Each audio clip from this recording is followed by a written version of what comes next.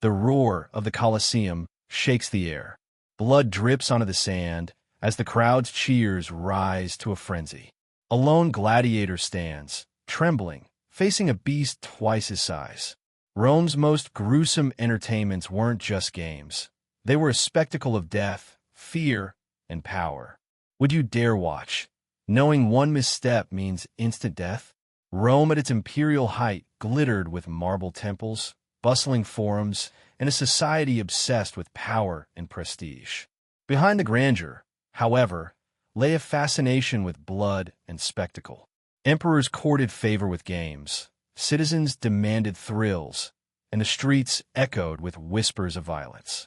This was a world where life was cheap and entertainment was lethal. Gladiators weren't just fighters. They were slaves, prisoners, or volunteers bound by contracts and the will of Rome. Laws regulated combat, while social norms glorified death as public spectacle.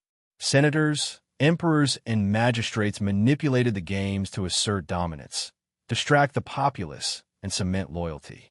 Victory or survival depended on skill, luck, and the emperor's signal, turning life and death into a structured, terrifying ritual.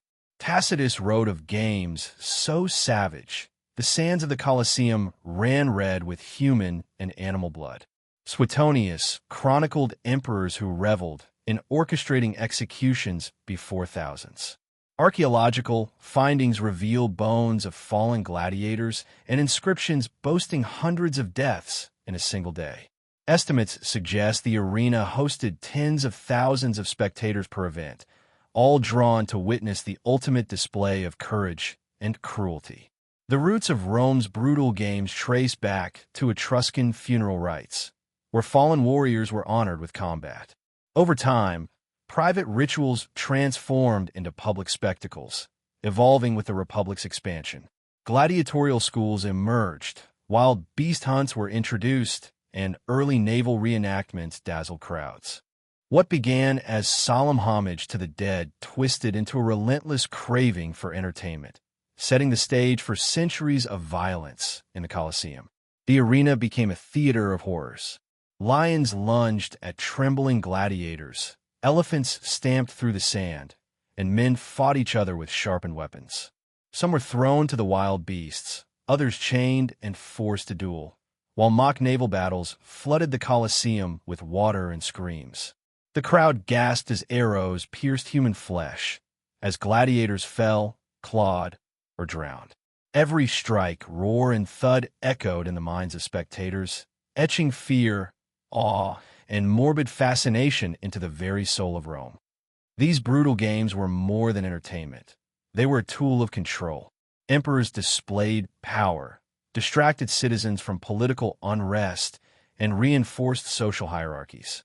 Gladiators symbolized courage and obedience, while death reminded the populace of their place. Religious rituals intertwined with the spectacle, turning violence into a sacred performance, where fear, awe, and loyalty became one terrifying spectacle. Imagine the terror in the eyes of the condemned, the adrenaline coursing through gladiators, and the twisted thrill of spectators. Fear, excitement, and desensitization blurred the line between morality and obsession. Children watched, citizens cheered, and the killers often revered as heroes. The psychological impact rippled through generations, normalizing death as entertainment and imprinting trauma into Rome's collective consciousness. The shadow of Rome's games lingers in history. Archaeology uncovers bones and inscriptions, reminding us of lives sacrificed for spectacle. Modern arenas echo the desire for thrill, while debates on human cruelty continue.